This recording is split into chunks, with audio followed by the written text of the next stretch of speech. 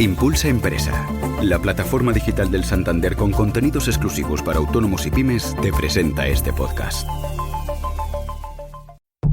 Genios de las finanzas. La figura del inversor activista ha ido tomando fuerza en los últimos años. Son accionistas que entran en una empresa para forzar cambios en su estrategia. Hoy en Genios de las Finanzas vamos a hablar sobre uno de los inversores activistas más reconocidos de Estados Unidos, Bill Ackman.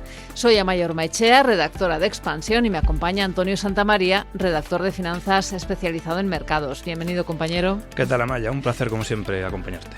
Bueno, Bill Ackman es un multimillonario famoso en el mundillo de la inversión e incluso fuera de él por las muchas polémicas que ha provocado en Wall Street.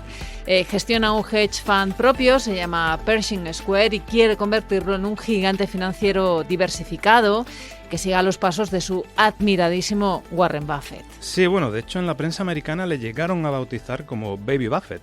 Y él ha dicho literalmente que su objetivo es construir el Berkshire Hathaway del siglo XXI.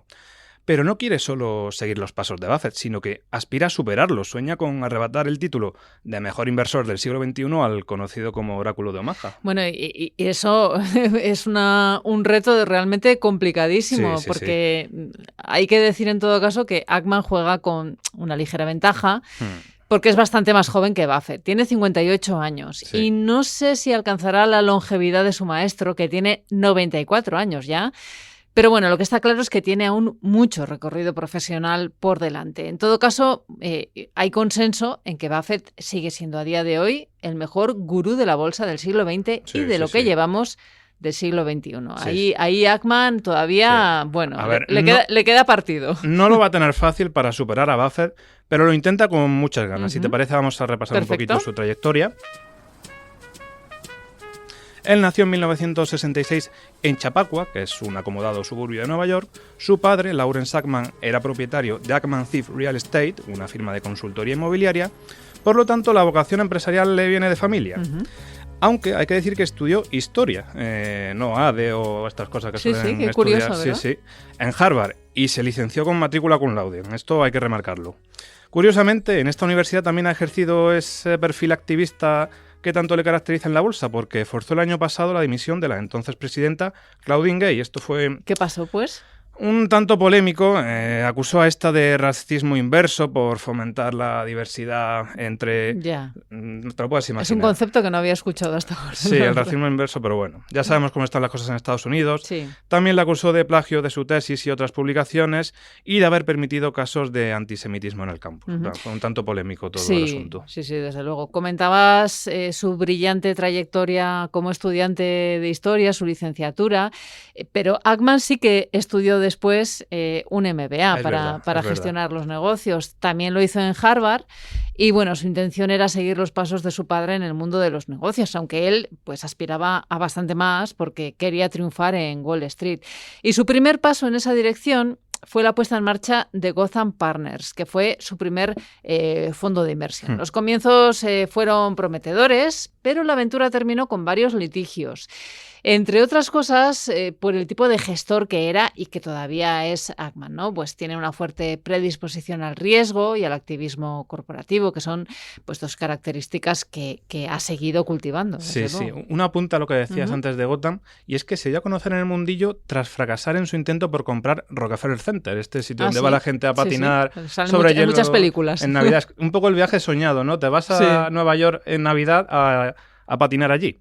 Pero bueno, retomando lo que estabas diciendo de Ackman, cuando puso en marcha su fondo, Pershing Square Capital Management, él tenía muy clara la estrategia que quería seguir: tomar posiciones mayoritarias en compañías con una valoración atractiva y participar en su gestión con tácticas más o menos agresivas que le han granjeado una larga lista de enemigos en el mundo corporativo estadounidense. El enfrentamiento más conocido fue el de Herbalife contra el multimillonario y famoso tiburón de Wall Street, Carl Icahn, hace ya más de 10 años. If we are successful in shutting down Herbalife, we will save a very large number of people from enormous harm. Sí, bueno, aquello fue súper sonado. Ackman acusó directamente a Herbalife de ser una estafa piramidal. Y al contrario, pues Herbalife le acusó a Ackman de mantener posiciones cortas valoradas en $1.000 millones contra sus acciones.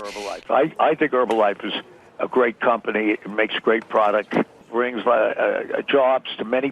La campaña de Ackman se encontró con la oposición de otros inversores pues tan poderosos como el propio Carl Icahn y George Soros, que tomaron posiciones largas sobre las acciones de Herbalife. Bueno, esta historia acabó con pérdidas para la firma de Ackman. Las acciones de Herbalife se desplomaban alrededor del 60%, que es muchísimo, pero bastante. La compañía resistió y recuperó sus niveles previos a la posición corta. Y esto pues costó a nuestro protagonista, nuestro genio de hoy, varios millones de dólares en comisiones por préstamos y pérdidas varias. A mí me quitas el 60% de lo que tengo en la cuenta y me haces un roto curioso, ¿eh? Bueno, pero yo creo que para él no era tanto, todo es relativo. Bueno, fíjate que durante el conflicto con Carl Icahn, este llegó a llamar por teléfono a la CNBC para intervenir en una entrevista que le estaban haciendo a Ackman y le acusó de ser un mentiroso y de gozar de una de las peores reputaciones en Wall Street. Fíjate si estaban las cosas calentitas entre los dos.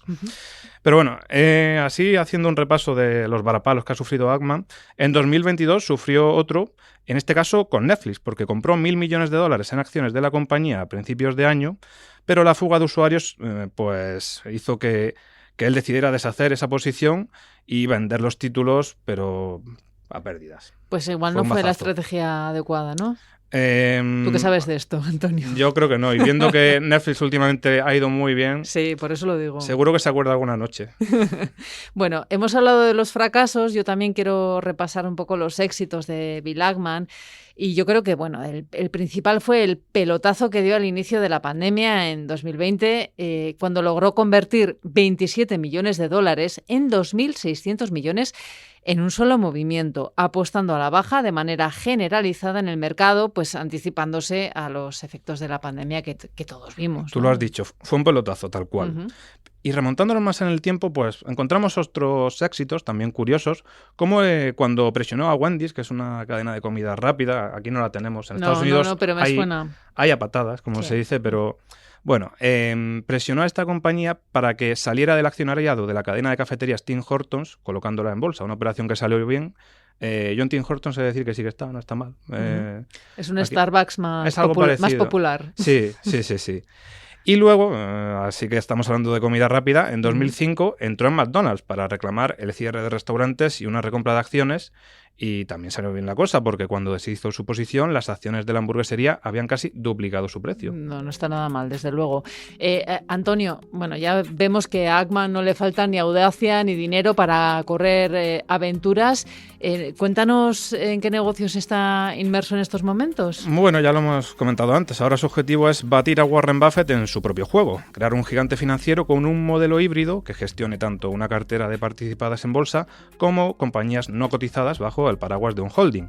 Entre sus inversiones más destacadas figuran la cadena de restaurantes Chipotle, la cadena minorista Lowe's, que es de bricolaje, los hoteles Hilton y actualmente en su cartera también están presentes Alphabet, la matriz de Google, y la gestora Brookfield. Pues desde luego te digo que si quería diversificar, lo ha conseguido. Sí.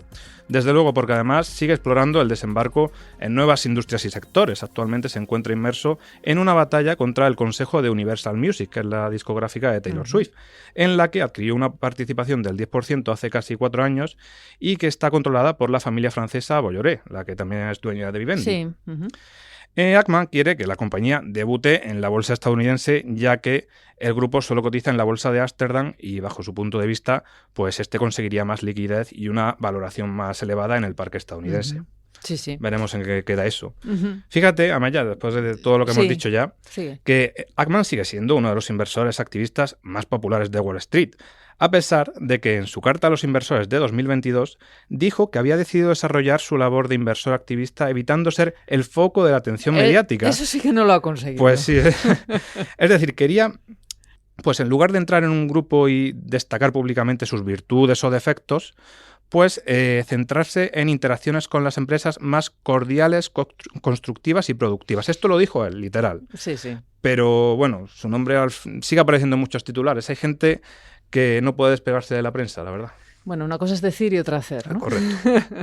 Bueno, pues estaremos muy pendientes de todos sus movimientos, porque es desde luego uno de los inversores cuyos pasos hay que seguir analizando con detalle.